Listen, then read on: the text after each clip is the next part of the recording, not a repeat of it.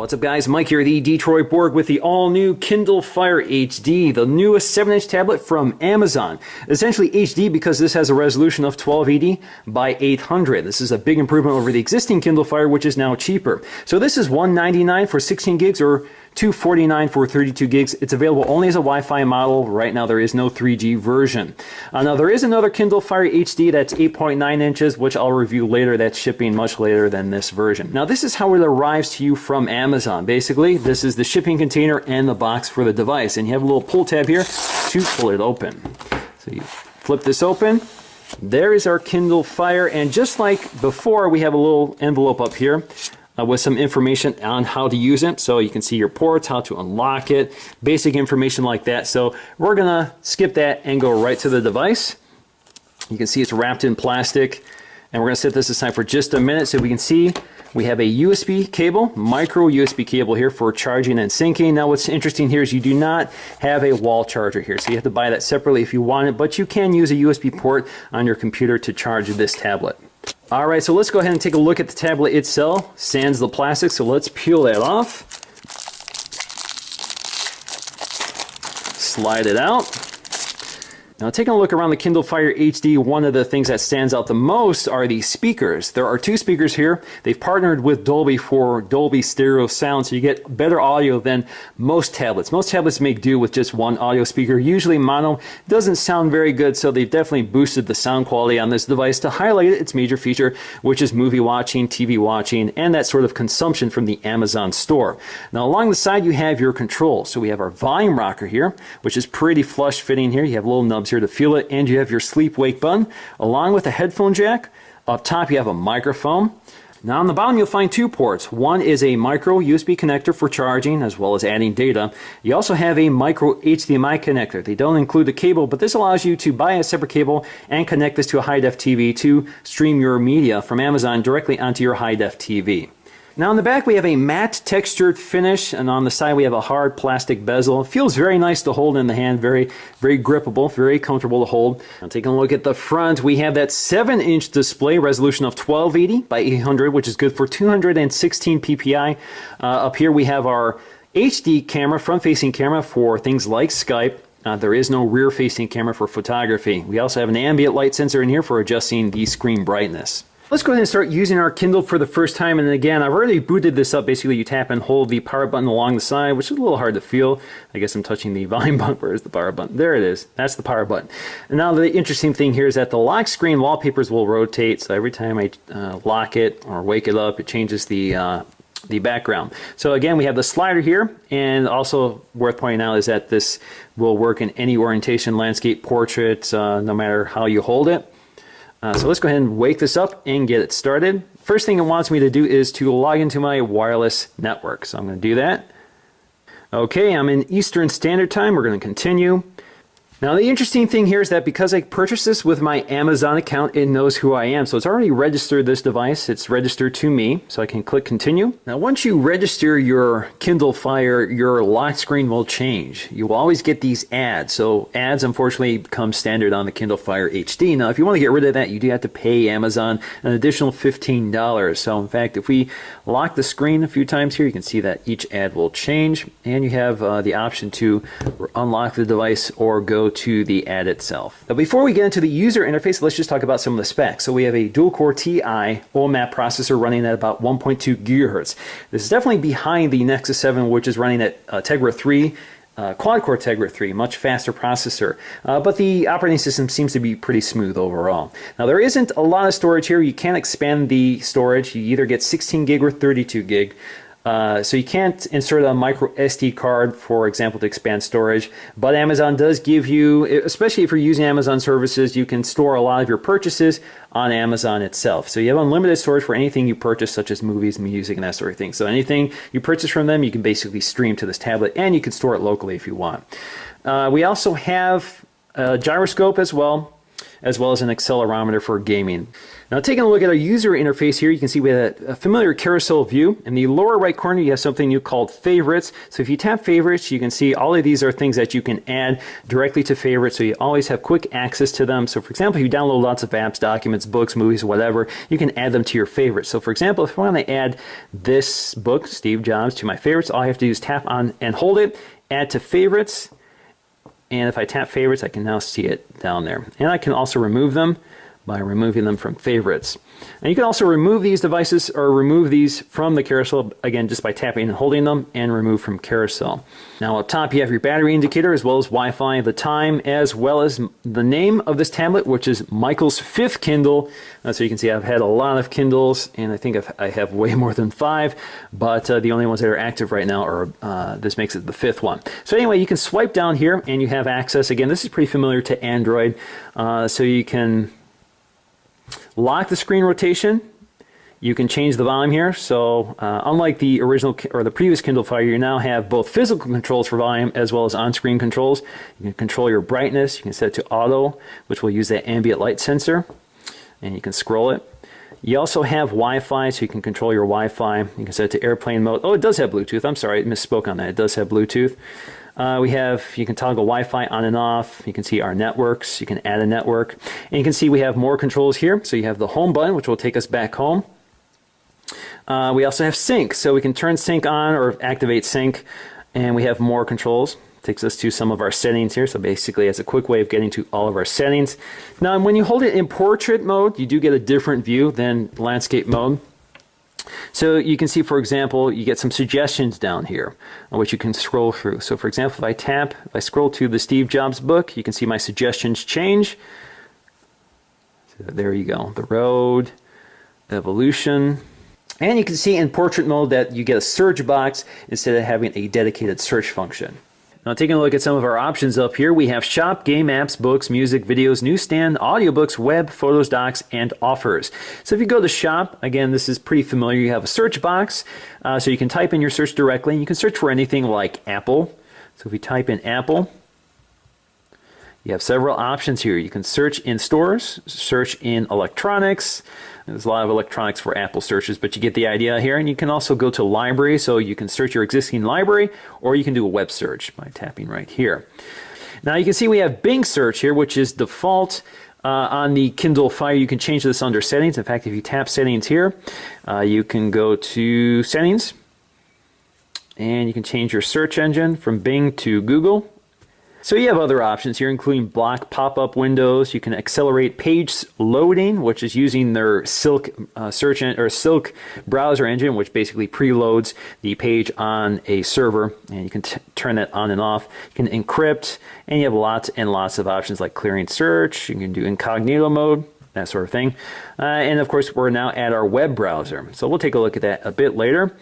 We have our games here. Now, Amazon does have something like Game Center or gaming account you can log into and create a password so people can find you on the Kindle Fire and game with you. So it's kind of like Game Center if you're familiar with that on iOS.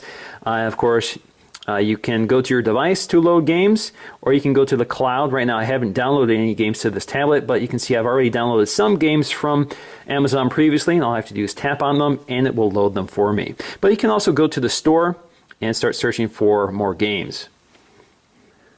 Now the store also has that carousel or gallery view up here, and you can see all of the icons down here, and you can see they're sorted by categories like top paid, top free, so it helps you to discover games you might want to play.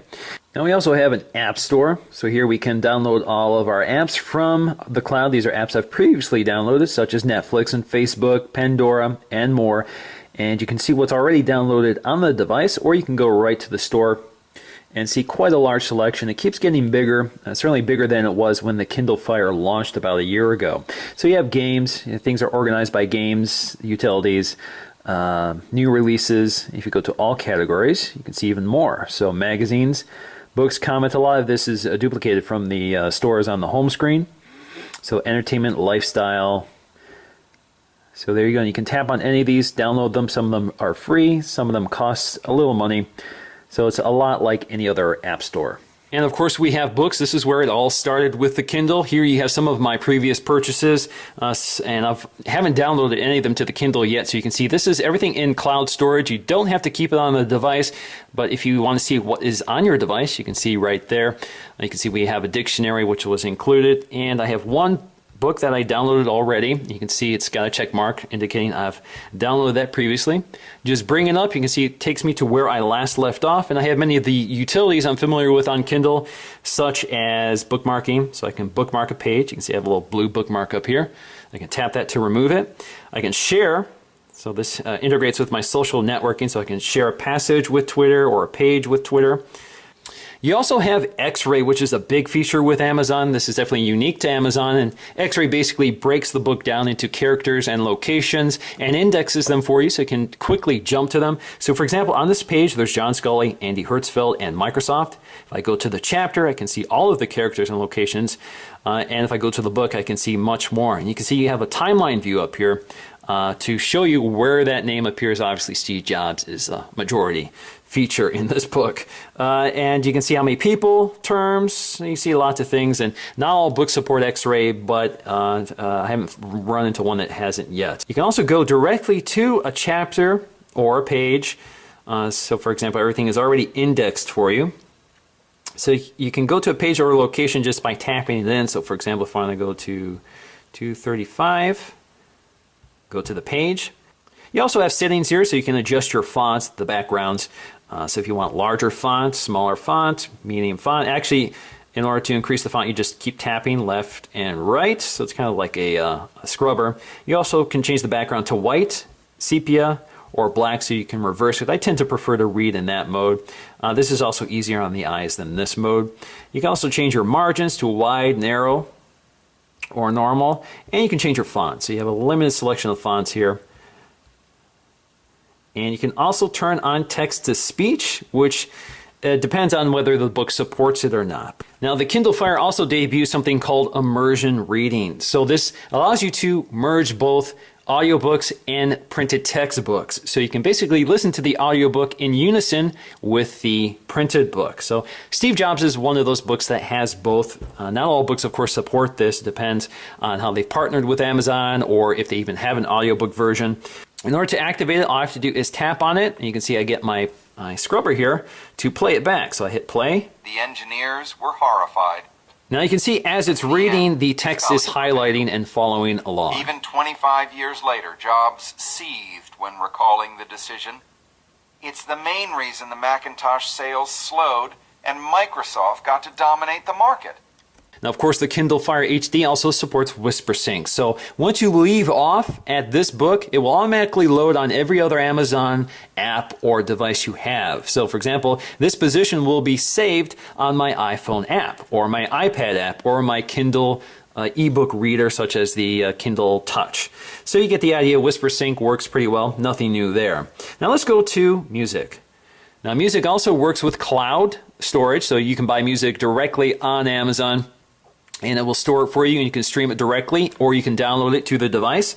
So you can see music downloaded to the device. Right now I have downloaded nothing. I don't really need to because I'm connected to Wi-Fi. So I can go right to my Coldplay album here and start playing it directly from the cloud drive.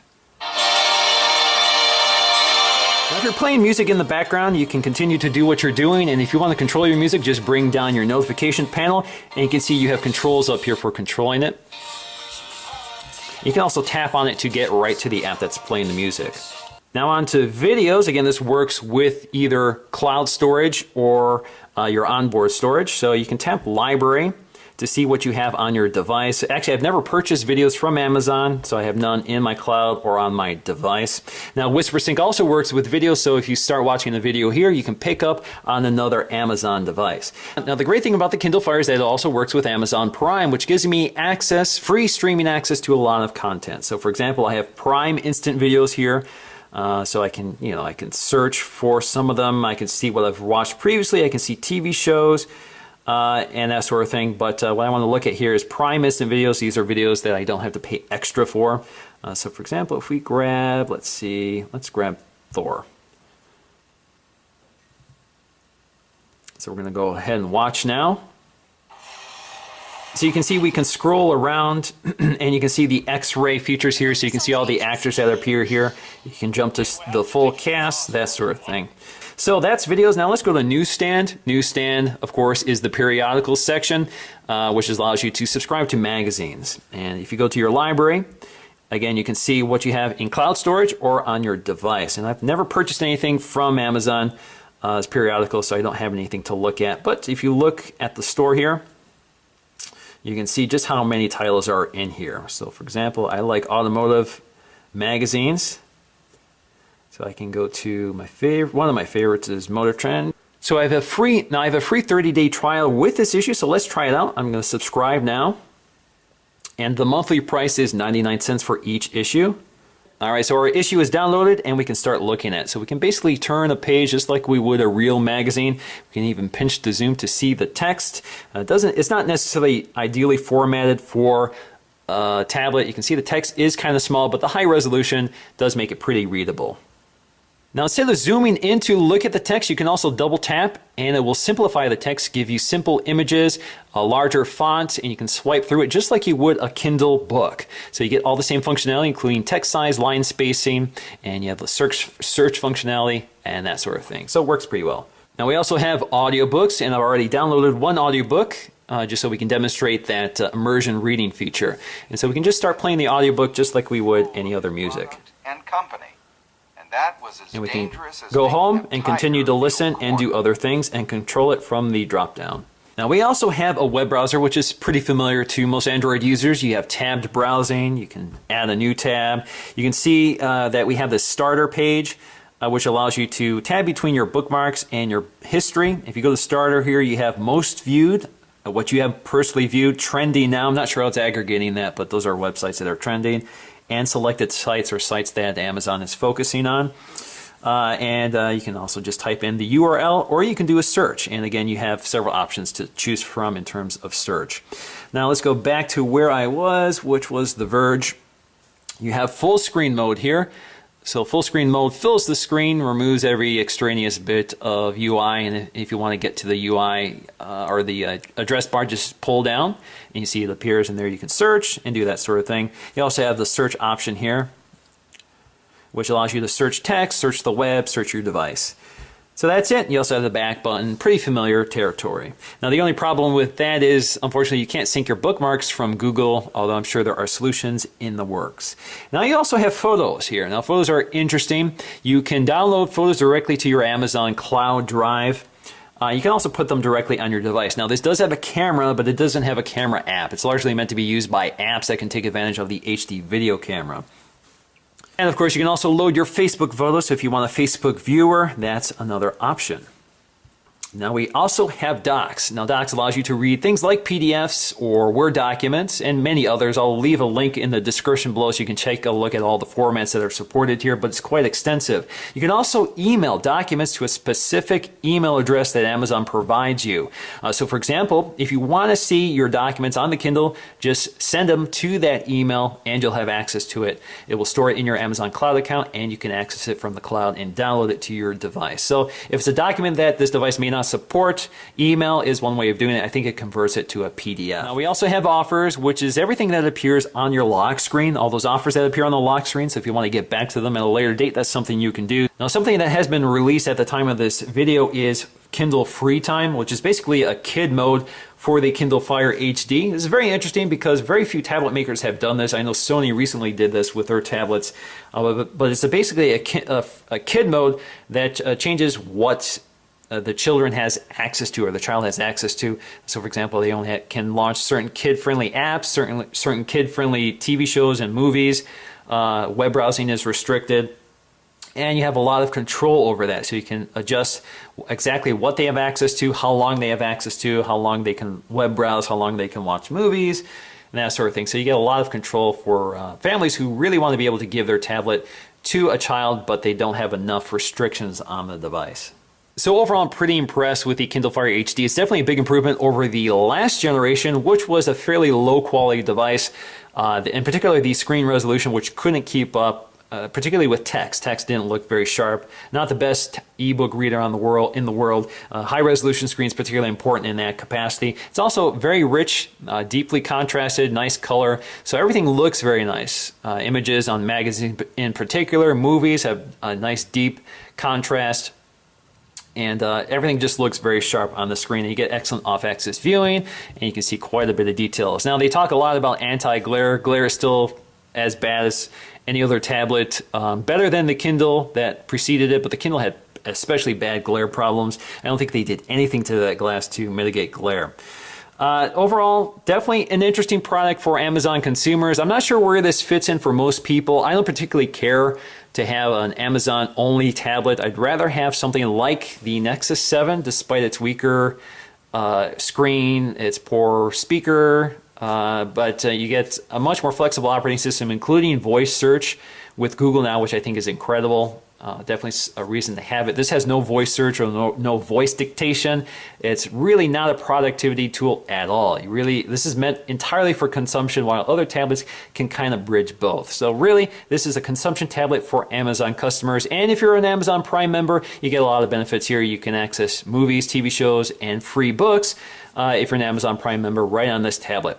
So overall, that's going to do for me, guys, in this video. Thanks for watching, and I'll see you again in the next one.